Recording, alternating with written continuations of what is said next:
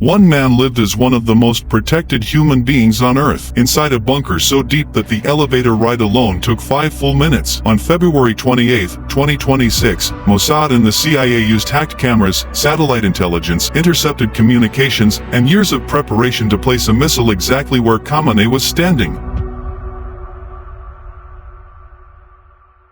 After Khamenei consolidated power in Iran, Israel spent decades trying to stop Iran's nuclear program. Airstrikes destroyed nuclear facilities. Israeli intelligence targeted scientists. Secret operations sabotaged equipment. But every single time, Iran rebuilt. Facilities were relocated. Programs continued underground. At this stage, eliminating Khamenei was not Israel's objective. Destroying the nuclear program was. But then, everything changed. Deep inside Tehran's Shorabad district, Iranian authorities had secretly hidden original nuclear archives inside a warehouse. That same night, Mossad allegedly launched one of the most daring intelligence theft. Using blowtorches, agents cut through massive safes and escaped with nearly half a ton of classified material. And when Israel analyzed those documents, it got a terrifying reality check. There were underground facilities Israel didn't even know existed. Sites invisible to satellites. Projects hidden even from many Iranian officials themselves. Despite years of espionage, Khamenei and his inner leadership circle had still managed to conceal critical parts of the program. And that realization changed everything. Israeli leadership allegedly concluded that bombing nuclear sites alone would never work. Killing Khamenei was unlike eliminating any normal target. He wasn't just a political figure. He was a symbol of the Iranian state itself. An assassination could trigger a full-scale regional war. International backlash. Massive legal and diplomatic consequences. Israel couldn't take that risk without preparation and without American support. So instead of rushing, Israeli intelligence allegedly entered a long strategic delay. The objective became clear: wait for the right moment. Build complete intelligence superiority. And prepare the political battlefield before taking action. From that point onward, 2 parallel operations allegedly began. First, intelligence preparation. Second, diplomatic preparation. Israel and its allies allegedly began gathering evidence about Iran's nuclear reconstruction efforts. Ayatollah Ali Khamenei existed behind layers of steel, concrete, guards, tunnels, and surveillance systems designed to make him untouchable. Israel needed real-time information on Khamenei's locations, bunker systems, movement patterns, security protocols, emergency escape routes, everything. To the outside world, eliminating him seemed impossible. But according to this narrative, on February 28, 2026, Mossad and the CIA used hacked cameras, satellite intelligence, intercepted communications, AI analysis, and years of preparation to place a missile exactly where Khamenei was standing. Inside Tehran stood the Pasteur Street compound, one of the most heavily protected areas on Earth. A massive secured zone housing Iran's highest leadership.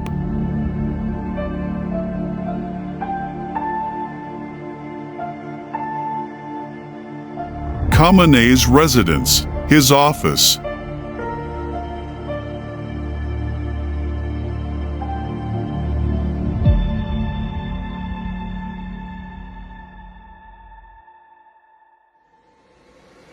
The Supreme National Security Council. The President's Office. IRGC Headquarters. The Ministry of Intelligence. The area was protected by 3 security rings. The innermost layer surrounded Khamenei's residence within a 500-meter radius, guarded by the Valley AMR Protection Unit, forces directly loyal to Khamenei himself. Beyond that stood additional layers controlled by elite Iranian security units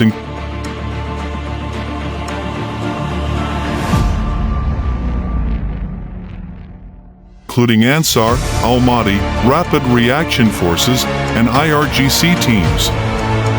The entire compound was filled with rotating cameras, jammers, anti-drone defenses, frequency detectors, and layered checkpoints.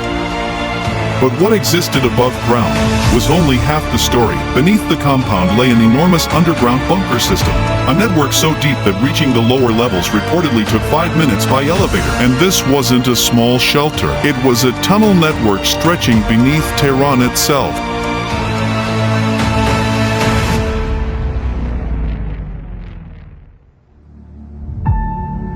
Khamenei could allegedly move underground without ever appearing on the surface. More than 8 hidden entrances and exits connected the bunker to schools, parking garages, mosques, medical centers, and government buildings across the city.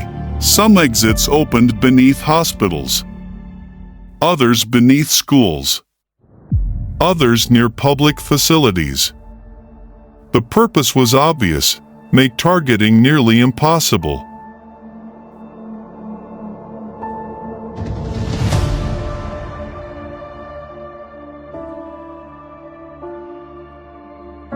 And because this compound represented the center of Iranian power, Israeli intelligence allegedly focused enormous resources on infiltrating it.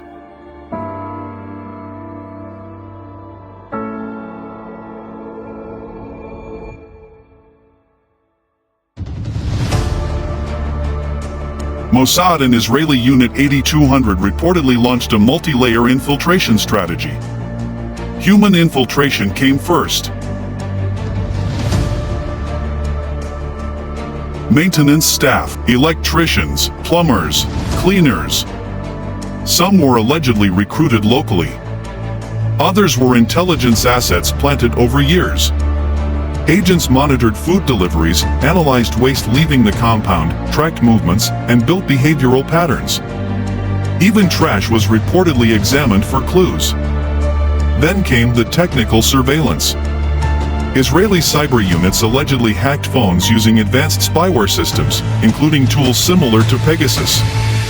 Escape routes were mapped. Entry points documented. Israel allegedly began smuggling thousands of small drones into Iran and hiding them across strategic locations. But the biggest breakthrough came through surveillance cameras. Iran had installed thousands of Chinese-made Hikvision and TND cameras across Tehran and around the compound.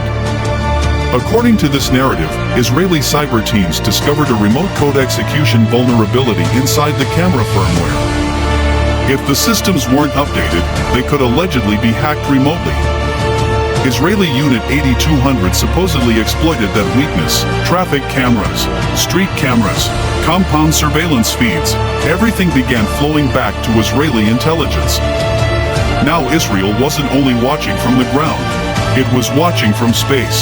Israeli OFAC satellites repeatedly passed over the compound, tracking movements in extreme detail. Meanwhile, US KH-11 reconnaissance satellites reportedly provided even higher precision imagery, capable of identifying rooftop antennas, vehicle patterns, even estimating object sizes and heights through shadow analysis. And then came signal interception. The Orion satellite system allegedly captured radio chatter, satellite phone calls, and military communications whenever Iranian commanders transmitted wirelessly. That data was reportedly processed at Pine Gap, a secretive joint US-Australian intelligence facility in the Australian desert. According to former intelligence sources, Israeli analysts eventually knew astonishing details about the compound, even the food being ordered inside. But Iran wasn't blind. By 2023, Iranian counterintelligence had become extremely paranoid. Electronic devices were restricted near Khamenei. Visitors were tightly controlled. Even senior officials reportedly entered certain areas blindfolded.